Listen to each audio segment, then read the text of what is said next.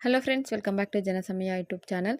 ಗೃಹಲಕ್ಷ್ಮಿ 14ನೇ ಕಂತಿನ ಹಣ ಬಿಡುಗಡೆ ಆಗಿದೆ. ಆದರೆ ತುಂಬ ಜನ ಮಹಿಳೆಯರಿಗೆ ಗೃಹಲಕ್ಷ್ಮಿ ಹಣ ಇನ್ನೂ ಕೂಡ ಬಂದೇ ಇಲ್ಲ.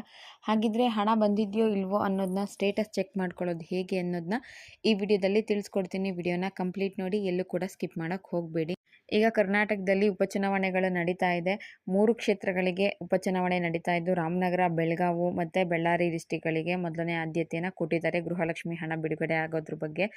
ಈ ಜಿಲ್ಲೆಯಲ್ಲಿರುವಂತಹ ಎಲ್ಲ ಮಹಿಳೆಯರಿಗೆ ಶೇಕಡ 95% ಅಷ್ಟು ಮಹಿಳೆಯರಿಗೆ ಗೃಹಲಕ್ಷ್ಮಿ ಹಣ 2,000 ಹೋಗಿ ತಲುಪಿದೆ. ವಿಡಿಯೋ ನೋಡ್ತಿರೋ ನಿಮ್ಗೆ ಯಾರಿಗಾದ್ರೂ ಹಣ ಬಂದಿಲ್ಲ ಅಂದರೆ ನಮಗೆ ಯಾಕೆ ಬಂದಿಲ್ಲ ಅಂತ ನಿಮಗೆ ಡೌಟ್ ಇರುತ್ತೆ. ಇದ್ರ ನಡುವೆ 82,000 ಜನ ಮಹಿಳೆಯರಿಗೆ ಗೃಹಲಕ್ಷ್ಮಿ ಹಣ ಬರೋದಿಲ್ಲ ಅಂತ ನಮ್ಮ ಲಕ್ಷ್ಮಿ ಹೆಬ್ಬಾಳ್ಕರ್ ಮೇಡಮ್ ಅವರು ಇತ್ತೀಚೆಗೆ ತಿಳಿಸಿದರು. GST ಕಟ್ತಾ ಇರ್ತಾರೆ, IT ಟ್ಯಾಕ್ಸ್ ಪೇ ಮಾಡ್ತಾ ಇರ್ತಾರೆ. ಅಂಥವ್ರಿಗೆ ನಾವು ಅದನ್ನು ಎಡಿಟ್ ಮಾಡೋಕ್ಕಾಗ್ತಾ ಇಲ್ಲ, ಸರ್ವರ್ಗಳು ಸರಿ ಹೋಗ್ತಾ ಇಲ್ಲ. ಅಂಥವರಿಗೆ ನಾನು ಹಿಂಬರಹ ಬರೆದು ಕೊಡ್ತೀನಿ, ಅವ್ರಿಗೆ ಗೃಹಲಕ್ಷ್ಮಿ ಹಣ ಬರೋದಿಲ್ಲ ಅಂತ ಹೇಳಿದರು. ಈ ನಡುವೆ ಒಂದು 13 ಲಕ್ಷದಷ್ಟು BPL ರೇಷನ್ ಕಾರ್ಡ್ ಕೂಡ ರದ್ದಾಗ್ತಾ ಇದೆ. ನಿಮ್ಮ ಮನಸ್ಸಲ್ಲಿ ಡೌಟ್ ಇರುತ್ತೆ, ನಮಗೆ ಗೃಹಲಕ್ಷ್ಮಿ ಹಣ ಬರುತ್ತೋ ಇಲ್ವೋ ಅಥವಾ ನಮ್ಮದೇನಾದರೂ ಕ್ಯಾನ್ಸಲ್ ಆಗಿಬಿಟ್ಟಿದೆಯೋ, ಇದನ್ನು ಹೇಗೆ ತಿಳ್ಕೊಳ್ಳೋದು ಅಂತ. ಸೊ ಇದರಲ್ಲಿ ಒಂದು 3-4 ಆಪ್ಷನ್ಗಳನ್ನ ನಾನು ನಿಮಗೆ ತಿಳಿಸ್ಕೊಡ್ತೀನಿ. ನಿಮಗೆ ಹಣ ಬಂದಿದೆಯೋ ಇಲ್ವೋ ಅನ್ನೋದನ್ನ ಹೇಗೆ ಚೆಕ್ ಮಾಡ್ಕೋಬಹುದು, ಮೊಬೈಲ್ನಲ್ಲೇ ಮನೆಯಲ್ಲೇ ಕೂತ್ಕೊಂಡು ಹೇಗೆ ಚೆಕ್ ಮಾಡ್ಕೋಬಹುದು ಅನ್ನೋದನ್ನ ತಿಳಿಸ್ಕೊಡ್ತೀನಿ. ಮತ್ತು ನೀವು ವಿಡಿಯೋ ನೋಡ್ತಿರೋ ಯಾರಿಗಾದರೂ ಇಲ್ಲಿವರೆಗೂ ಹಣ ಬಂದಿಲ್ಲ ಅಂದರೆ ಕಮೆಂಟ್ ಮಾಡಿ ತಿಳಿಸಿ, ಯಾವ ಡಿಸ್ಟಿಕ್ ಅನ್ನೋದನ್ನ ಕಮೆಂಟ್ ಮಾಡಿ. ಮತ್ತು ಅಮೌಂಟ್ ಬಂದಿತ್ತು ಅಂದರೆ ದಯವಿಟ್ಟು ಅದನ್ನು ಕೂಡ ಕಮೆಂಟ್ ಮಾಡಿ ತಿಳಿಸಿ. ಮೊದಲನೇದಾಗಿ ನಿಮಗೆ ಗೃಹಲಕ್ಷ್ಮಿ ಹಣ ಬಂದಿದೆಯೋ ಇಲ್ವೋ ಅಂತ ಮೊದಲನೇದಾಗಿ ನಿಮಗೆ ಬ್ಯಾಂಕ್ ಕಡೆಯಿಂದ ಮೆಸೇಜ್ ಬರುತ್ತೆ. ನಿಮ್ಮ ಬ್ಯಾಂಕ್ ಅಕೌಂಟ್ಗೆ ನೀವು ಮೊಬೈಲ್ ನಂಬರ್ನ ಕೊಟ್ಟಿದ್ರೆ ನೋಡಿ, ನಿಮಗೆ 2,000 ರೂಪಾಯಿ ಅಮೌಂಟ್ ಬಂದಿರೋದು ಅದರಲ್ಲಿ ಮೆಸೇಜ್ ಬರುತ್ತೆ. ಗೃಹಲಕ್ಷ್ಮಿ ಅಂತಲೇ ಮೆನ್ಷನ್ ಆಗಿರುತ್ತೆ. ಕೆಲವು ಕಡೆ DBT ಅಮೌಂಟ್ ಅಂತ ಬರುತ್ತೆ, ಕೆಲವು ಕಡೆ 2,000 ರೂಪಾಯಿ ನಿಮಗೆ ಯಾವುದು ಪೋಸ್ಟ್ ಆಫೀಸ್ ಬ್ಯಾಂಕ್ ಕಡೆಯಿಂದ ಬಂದಿದೆ ಅಥವಾ ನಿಮ್ಮ ಬ್ಯಾಂಕ್ ಯಾವುದಿರುತ್ತೋ ಆ ಬ್ಯಾಂಕಿಂದ 2,000 ಹಣ ಬಂದಿದೆ ಅನ್ನೋ ಮೆಸೇಜ್ ಬರುತ್ತೆ. ಇದು ಮೊದಲನೇ ದಾರಿ ಗೃಹಲಕ್ಷ್ಮಿ ಸ್ಟೇಟಸ್ ಚೆಕ್ ಮಾಡ್ಕೊಳ್ಳೋದಕ್ಕೆ. ಎರಡನೇ ದಾರಿ ಬಂದ್ಬಿಟ್ಟು ನೀವು ಬ್ಯಾಂಕ್ ಪಾಸ್ಬುಕ್ನ ತೊಗೊಂಡು ಹೋಗಿ ನಿಮ್ಮ ಬ್ಯಾಂಕ್ ಎಲ್ಲಿರುತ್ತೋ ಆ ಬ್ಯಾಂಕಲ್ಲಿ ಎಂಟ್ರಿ ಮಾಡಿಸ್ಬೇಕು. ಎಂಟ್ರಿ ಮಾಡಿಸಿದ್ರೆ ನಿಮಗೆ ಹಣ ಬಂದಿದೆಯೋ ಇಲ್ವೋ ಅಂತ ಗೊತ್ತಾಗುತ್ತೆ. ಕೆಲವ್ರಿಗೆ ಮೆಸೇಜ್ ಏನು ಬರೋದೇ ಇಲ್ಲ, ಡೈರೆಕ್ಟ್ ಅಕೌಂಟಿಗೆ ಬಂದಿರುತ್ತೆ. ಆದರೆ ಮನಸ್ಸಲ್ಲಿ ಸ್ವಲ್ಪ ಡೌಟ್ ಇರುತ್ತೆ, ಇಷ್ಟೊಂದು ಜನತ್ತೆಲ್ಲ ಡಿಲೀಟ್ ಮಾಡಿದಾರಲ್ಲ, ನಮ್ದು ಏನಾಗಿರಬಹುದು, ಮೆಸೇಜ್ ಬೇರೆ ಬರ್ತಾ ಇಲ್ಲ, ಹೇಗೆ ಚೆಕ್ ಮಾಡ್ಕೊಳ್ಳೋದು ಅಂತ ಇತ್ತು ಅಂದರೆ ನೀವು ಬ್ಯಾಂಕ್ಗೆ ಹೋಗಿ ಅಲ್ಲಿ ನಿಮ್ಮ ಪಾಸ್ಬುಕ್ನ ಎಂಟ್ರಿ ಮಾಡಿಸ್ಕೊಂಡು ಅಮೌಂಟ್ ಬಂದಿದೆಯೋ ಇಲ್ವೋ ಅನ್ನೋದನ್ನ ಕನ್ಫರ್ಮ್ ಮಾಡ್ಕೋಬಹುದು. ಇನ್ನು ಮೂರನೇ ದಾರಿ ಬಂದು ನಿಮಗೆ DBT ಆ್ಯಪ್ ಮುಖಾಂತರ ಚೆಕ್ ಮಾಡ್ಕೊಳ್ಳೋದು. ನಿಮಗೆ ಇವತ್ತು ಹಣ ಬಂದಿತ್ತು ಅಂದರೆ 2-3 ದಿನ ಬಿಟ್ಟು ನೀವು ಚೆಕ್ ಮಾಡಿದ್ರೆ DBT ಆ್ಯಪಲ್ಲಿ ಅಪ್ಡೇಟ್ ಆಗಿರುತ್ತೆ. DBT ಆ್ಯಪ್ ಬಂದು ಕರ್ನಾಟಕ ಸರ್ಕಾರದ ಆ್ಯಪ್ ಆಗಿರೋದ್ರಿಂದ ಸರ್ಕಾರದ ಯಾವುದೇ ಯೋಜನೆಯಿಂದ ನಿಮಗೆ ಹಣ ಬಂದಿದ್ರು ಅದರಲ್ಲಿ ಅಪ್ಡೇಟ್ ಆಗಿರುತ್ತೆ. ಒಂದಷ್ಟು ಸ್ಕ್ರೀನ್ಶಾಟ್ ಕೂಡ ಹಾಕಿರ್ತೀನಿ ನೋಡಿ. ಈಗ ಗೃಹಲಕ್ಷ್ಮಿ ಹಣ ಮೊನ್ನೆ ಬಂತಲ್ಲ, ಅದರದ್ದು ಹಾಕಿರ್ತೀನಿ ನಿಮಗೆ ಡೌಟು ಕ್ಲಾರಿಫೈ ಆಗೋದಕ್ಕೋಸ್ಕರ. DBT ಆ್ಯಪ್ನ ನೀವು ಡೌನ್ಲೋಡ್ ಮಾಡ್ಕೊಂಡು ಲಾಗಿನ್ ಆದಮೇಲೆ ನೀವು ಫಸ್ಟ್ ಪೇಜ್ ಈ ಥರ ಬರುತ್ತೆ. ಇದರಲ್ಲಿ ಪಾವತಿ ಸ್ಥಿತಿ ಮತ್ತು ಆಧಾರ್ ಸೀಡಿಂಗ್ ಆಗಿದೆಯಾ ಅಂತ ಪ್ರೊಫೈಲ್ ಇರುತ್ತೆ, ಸಂಪರ್ಕಿಸಿ ಅಂತ ಇರುತ್ತೆ.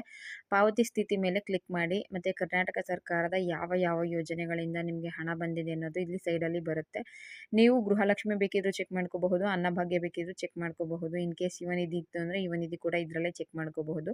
ಪ್ರೆಸೆಂಟ್ ನಾನು ಗೃಹಲಕ್ಷ್ಮಿ ಹಣ ಬಂದಿದೆಯೋ ಇಲ್ವೋ ಅಂತ ಚೆಕ್ ಮಾಡ್ಕೊತಿದ್ದೀನಿ. ಸೊ ಅದಕ್ಕೋಸ್ಕರ ಗೃಹಲಕ್ಷ್ಮಿ ಮೇಲೆ ಕ್ಲಿಕ್ ಮಾಡಿದ್ರೆ ನಿಮಗೆ ಇಲ್ಲಿವರೆಗೂ ಎಷ್ಟು ಕಂತಿನ ಹಣ ಬಂದಿದೆ ಅನ್ನೋದು ಕಂಪ್ಲೀಟ್ ಆಗಿ ಬರುತ್ತೆ. ಆದರೆ ನಾನು ನಿಮಗೆ ಇವತ್ತು ಗೃಹಲಕ್ಷ್ಮಿದು ಮಾತ್ರ ತೋರಿಸ್ತಾ ಇದ್ದೀನಿ. 11ನೇ ತಾರೀಕು 14ನೇ ಕಂತಿನ ಹಣ ಬಂದಿದೆ. ಅಂದರೆ ಮೊನ್ನೆ ಸೋಮವಾರ ಬಂತಲ್ವ ಅಮೌಂಟು, 14ನೇ ಕಂತಿನ ಅಮೌಂಟು, ಅದರದ್ದು ಸ್ಕ್ರೀನ್ಶಾಟ್ ಇದರಲ್ಲಿ ಹಾಕಿದ್ದೀನಿ. ಅಂದರೆ ನಿಮಗೆ ಹಣ ಬಂದು 2 ದಿನ ಆದಮೇಲೆ ಅಪ್ಡೇಟ್ ಆಗುತ್ತೆ DBTಲಿ. ಇನ್ನೊಬ್ರದ್ದು ಕೂಡ ಸ್ಕ್ರೀನ್ಶಾಟ್ ಹಾಕಿದ್ದೀನಿ, ಅದು ಕೂಡ DBTಲಿ ಅಪ್ಡೇಟ್ ಆಗಿರುತ್ತೆ. ಈ ರೀತಿಯಾಗಿ ನಿಮಗೆ ಗೃಹಲಕ್ಷ್ಮಿ ಹಣ ಬಂದಿದೆಯೋ ಇಲ್ವೋ ಅಂತ ಮನೆಯಲ್ಲೇ ಕೂತ್ಕೊಂಡು ಚೆಕ್ ಮಾಡ್ಕೋಬಹುದು.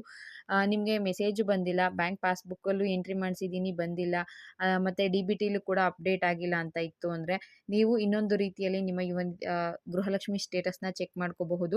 ನಿಮ್ಮ ಹತ್ತಿರದ CSC ಸೆಂಟರ್ಗಳಲ್ಲಿ ಅಥವಾ ಗ್ರಾಮ 1, ಕರ್ನಾಟಕ 1, ಬೆಂಗಳೂರು 1 ಇಲ್ಲಿ ಹೋಗ್ಬಿಟ್ಟು ನಿಮ್ಮ ರೇಷನ್ ಕಾರ್ಡ್ ನಂಬರ್ನ ಕೊಟ್ಟು ಚೆಕ್ ಮಾಡಿಸ್ಕೋಬಹುದು. ಯಾವ ರೀಸನ್ಸ್ಗೋಸ್ಕರ ನಿಮಗೆ ಗೃಹಲಕ್ಷ್ಮಿ 2,000 ರೂಪಾಯಿ ಅಮೌಂಟು ಬಂದಿಲ್ಲ ಅನ್ನೋದು ಅದರಲ್ಲಿ ಮೆನ್ಷನ್ ಆಗಿರುತ್ತೆ. ಈಗ ತುಂಬ ಜನಕ್ಕೆ ಬಂದಿದೆ. ಮೊದಲನೇ ಹಂತದಲ್ಲಿ ಒಂದಷ್ಟು ಲಕ್ಷ ಜನರಿಗೆ, ಎರಡನೇ ಹಂತದಲ್ಲಿ ಒಂದಷ್ಟು ಲಕ್ಷ ಜನರಿಗೆ ಬಂದಿದೆ. ತುಂಬ ಜನ ನನಗೆ ಪ್ರೀವಿಯಸ್ ವಿಡಿಯೋದಲ್ಲಿ ಕಮೆಂಟ್ ಕೂಡ ಮಾಡಿದರು, ಗೃಹಲಕ್ಷ್ಮಿ ಅಮೌಂಟ್ ಬಂದಿದೆ ಮೇಡಮ್ ಅಂತ. ನೋಡಿ ಅದ್ರ ಸ್ಕ್ರೀನ್ಶಾಟ್ ಕೂಡ ಹಾಕಿರ್ತೀನಿ.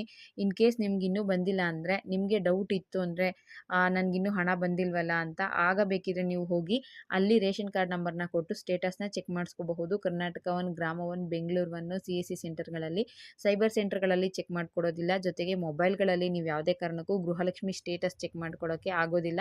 ಯಾಕಂದರೆ ಸ್ಟೇಟಸ್ ಚೆಕ್ ಮಾಡ್ಕೊಳ್ಳೋದಕ್ಕೆ ಯಾವುದೇ ರೀತಿಯ ಆಪ್ಷನ್ನು ಸರ್ಕಾರದಿಂದ ಬಿಟ್ಟಿಲ್ಲ. ಮೊದಲು ಮಾಹಿತಿ ಕಣಜದಲ್ಲಿ ಆಪ್ಷನ್ ಇತ್ತು, ಈಗ ಅದರಲ್ಲಿ ಕೂಡ ರಿಮೂವ್ ಮಾಡಿದ್ದಾರೆ. ನಿಮಗೆ ಮೆಸೇಜ್ ಬರೋದ್ರ ಮುಖಾಂತರ, ಬ್ಯಾಂಕ್ ಪಾಸ್ಬುಕ್ ಎಂಟ್ರಿ ಮಾಡಿಸೋದ್ರ ಮುಖಾಂತರ, DBT ಆ್ಯಪ್ ಮುಖಾಂತರ ಮಾತ್ರ ಗೊತ್ತಾಗುತ್ತೆ. ಅದು ಬಿಟ್ಟು ನೀವು ಈಗ ಹೇಳಿದ್ನಲ್ಲ ಕರ್ನಾಟಕ ಒನ್, ಗ್ರಾಮ ಒನ್, ಬೆಂಗಳೂರು ಒನ್ಗಳಲ್ಲಿ ಹೋಗಿ ಸ್ಟೇಟಸ್‌ನ ಚೆಕ್ ಮಾಡ್ಕೋಬಹುದು. ಇದಿಷ್ಟು ಗೃಹಲಕ್ಷ್ಮಿ ಸ್ಟೇಟಸ್ ಚೆಕ್ ಮಾಡ್ಕೊಳ್ಳೋದ್ರ ಬಗ್ಗೆ ಇನ್ಫಾರ್ಮೇಷನ್ ಆಗಿತ್ತು. ಈ ವಿಡಿಯೋ ನಿಮಗೆ ಇಷ್ಟ ಆಗಿರಬಹುದು ಅನ್ಕೋತೀನಿ. ನಾನು ಕೊಟ್ಟಿರೋ ಇನ್ಫಾರ್ಮೇಷನ್ ಯೂಸ್‌ಫುಲ್ ಆಗಿತ್ತು ಅಂದರೆ ದಯವಿಟ್ಟು ನನ್ನ ಚಾನಲ್‌ನ ಸಬ್ಸ್ಕ್ರೈಬ್ ಮಾಡ್ಕೊಳ್ಳಿ. ಮೊದಲನೇ ಬಾರಿ ಚಾನಲ್ ನೋಡ್ತಿದ್ರೆ ದಯವಿಟ್ಟು ಸಬ್ಸ್ಕ್ರೈಬ್ ಮಾಡಿಕೊಂಡು ನಿಮ್ಮ ಫ್ರೆಂಡ್ಸ್ಗೂ ಶೇರ್ ಮಾಡಿ ಅಂತ ಹೇಳ್ತಾ ವಿಡಿಯೋನ ಇಲ್ಲಿಗೆ ಮುಗಿಸ್ತಾ ಇದ್ದೀನಿ. Thank you for watching friends.